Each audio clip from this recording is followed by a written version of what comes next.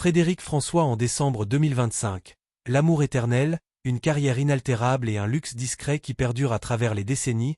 Salut la team, bienvenue sur Kingdom. Il a autrefois chanté l'amour éternel avec une voix chaude, profonde et enveloppante qui a fait chavirer des millions de cœurs à travers les décennies, devenant une icône incontournable de la chanson romantique francophone. Des ballades intemporelles comme Je t'aime à l'italienne 1985, un tube qui a vendu plus de 500 000 exemplaires et reste l'un de ses plus grands succès. Mon cœur te dit je t'aime 1984, disque d'or, À tous ceux qu'on aime 2009, près de 30 millions de vues sur YouTube, Laisse-moi vivre ma vie 1972, plus d'1 million d'exemplaires, Je n'ai jamais aimé comme je t'aime astérisque 1971, classé 13 semaines numéro 1 au hit parade, Viens te perdre dans mes bras 1973, Chicago 1975, numéro 1 des ventes, Adieu mon amour 1976. On s'embrasse, on oublie tout 1988, Une femme pour toute la vie 1997 ou encore Zigane 1993 restent gravés dans la mémoire collective, non seulement pour leur mélodie accrocheuse mais aussi pour les émotions sincères qu'elles évoquent. L'amour passionné, la nostalgie poignante, la séparation douloureuse, le temps qui guérit les blessures, et l'espoir d'un recommencement. Ces chansons, souvent inspirées de sa vie personnelle comme ses relations familiales ou ses racines siciliennes, ont traversé les générations sans jamais perdre de leur force, touchant à l'universel et devenant des hymnes pour des millions de fans en France, en Belgique, au Québec, en Suisse et même en Italie.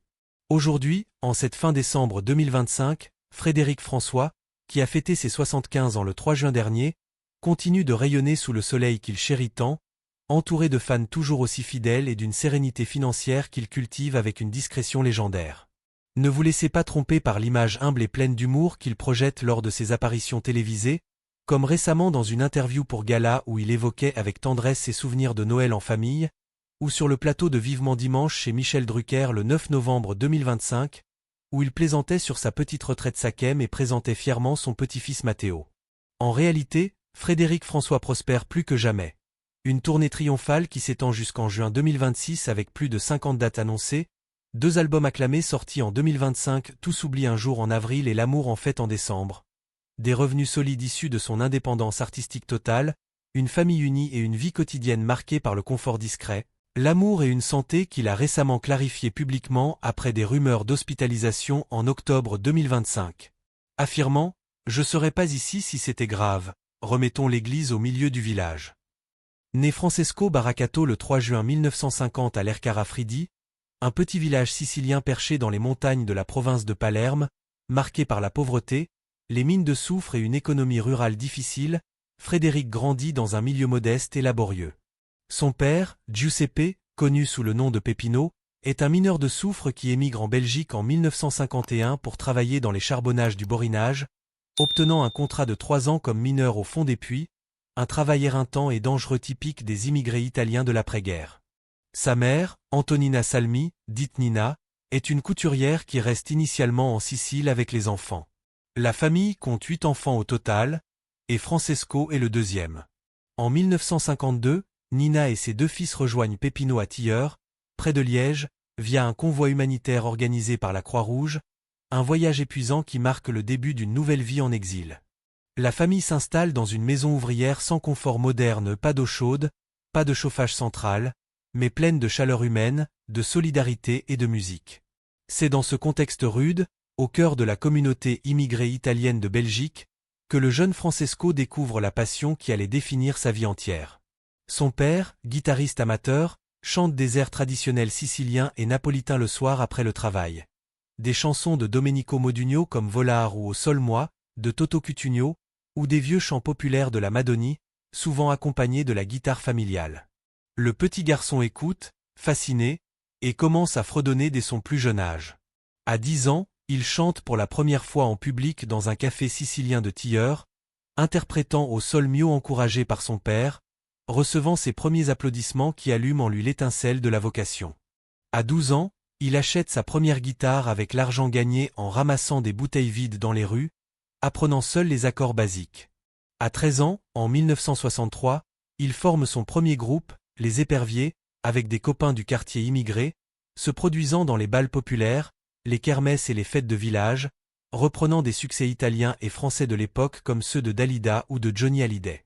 Il quitte le collège technique en 1965 pour entrer au Conservatoire de musique de Liège, où il étudie le violon, la diction, la déclamation, le solfège et le chant classique, tout en continuant à chanter dans les cafés et les soirées pour aider la famille financièrement, car les fins de mois sont souvent difficiles avec un père mineur et une mère couturière. En 1966, il intègre un nouveau groupe, les Tigres Sauvages, et remporte le micro-sillon d'argent au Festival de Châtelet en Belgique, un concours de chant local qui lui ouvre des portes et attire l'attention des producteurs. Il enregistre ses premiers disques, Petite fille et ne pleure pas sous le pseudonyme François Barra chez Polydor. Son père, fier, vend personnellement les 500 exemplaires pressés pour les jukebox des cafés. À cette époque, il ouvre déjà pour des stars comme Johnny Hallyday, Pascal Danel et Michel Polnareff, apprenant les ficelles du métier sur scène. En 1969, à 19 ans, il signe son premier contrat professionnel avec Barclay Belgique grâce au producteur Constant Defourny, sort Sylvie, son premier single officiel, et se produit en soliste dans les salles liégeoises avec The Best Group. Il enregistre également les orgues de Saint-Michel, sans grand succès, et Marian, non retenu pour représenter la Belgique à l'Eurovision 1970. C'est l'époque des premiers pas, des galères et des rêves naissants. En 1970, un événement personnel marque un tournant. Il rencontre Monique Vercotran, une jeune liégeoise issue d'une grande famille de 12 enfants, fille de mineurs d'origine polonaise. Coup de foudre immédiat lors d'une soirée dansante à Liège. Elle devient sa compagne, puis sa femme en 1971, et sa première fan inconditionnelle, abandonnant ses études de coiffure pour le soutenir dans sa carrière naissante. Monique travaille même en usine pendant les années difficiles pour subvenir aux besoins du couple, devenant son pilier émotionnel et familial. Leur premier enfant, Gloria, né le 13 février 1971, inspirant Frédéric à enregistrer I Love You Je t'aime en duo avec elle, vendu à 30 000 exemplaires via Véronica. Ce single marque le début des succès. Je n'ai jamais aimé comme je t'aime, 1971, 250 000 exemplaires, énorme succès dans le Pas-de-Calais. En 1972, naît Vincent le 15 mai. Je voudrais dormir près de toi ce vent à 500 000 exemplaires, numéro 4 en France. Suivent Laisse-moi vivre ma vie, numéro 1, plus d'1 million d'exemplaires, Viens te perdre dans mes bras 1973, Chicago, numéro 1, 1975. Né Anthony le 8 janvier 1976. Frédéric est alors classé parmi les chanteurs à minette comme Patrick Juvet ou Mike Brandt, enchaînant les tournées épuisantes et les passages télévisés, jusqu'à l'arrivée du disco en 1979 qui marque une traversée du désert temporaire. De 1980 à 1982, il traverse une période difficile avec une spasmophilie qui l'épuise physiquement et mentalement, le forçant à une pause. Mais il rebondit avec Astérisque Adio Amor Astérisque, 1982, 400 000 exemplaires, et Astérisque Aimé Astérisque, 1983. En 1984, il signe chez Tréma et sort l'album Astérisque Mon cœur te dit je t'aime Astérisque, disque d'or. Son premier Olympia cette année-là est complet, grâce à son manager Moïse Benita, qui deviendra un pilier pendant 50 ans. Suivent Je t'aime à l'italienne 1985, le livre Les yeux charbon 1985, Quand papa chantait 1986, L'aimer encore 1986. Son père décède le 14 avril 1987, album Une nuit ne suffit pas et troisième Olympia en 1988. En 1989, tournée au Canada et aux USA, Miami, New York, mais aussi une fausse couche de jumeaux qui marque profondément le couple. Ça commence comme une histoire d'amour 1988, L'amour s'en va l'amour revient 1988, une simple histoire d'amour 1989, qui de nous de 1989. En 1990, C'est toi qui pars, Est-ce que tu es seul ce soir, et lors d'un Olympia, naissance de Victoria sur scène, annonce émouvante. 2 Olympias en 1992, Je me battrai pour elle, 1991, Je ne te suffis pas, 1992, Bleu Méditerranée, 1992.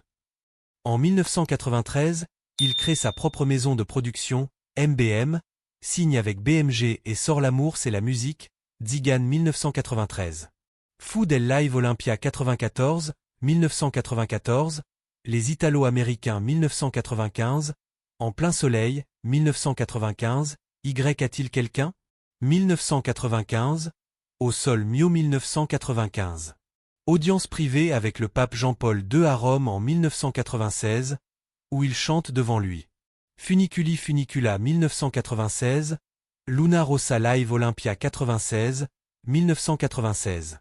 Sa mère décède le 17 août 1997, L'amour fou 1997, Je ne t'oublie pas 1997, Chiquita 1997, Le jardin de Monsieur Paul 1997, 8e Olympia en 1998, tournée, 300 000 spectateurs. Concert à l'Ercara Fridi en 1999, album Les plus grandes mélodies italiennes avec dialecte sicilien, Volare 1999. Livre Ma vie en 2000. Tournée 2002 à 2003, sans représentation, hommage à Tino Rossi. Olympia 2004, Love Maître Tender en anglais. Album Et si on parlait d'amour 2005, 200 000 ventes. Livre Autobiographie d'un Sicilien, 2005. Mes préférences 2006. Malade en 2008 Cortisone, hospitalisation, mais reprend en 2009 avec RTL TVI Sommetin Stupide en duo avec Victoria. Album Chanteur d'amour 2010, Olympia et Forest National. Amor Latino, 2013, 14e Olympia, 2014. Tournée jusqu'en 2015.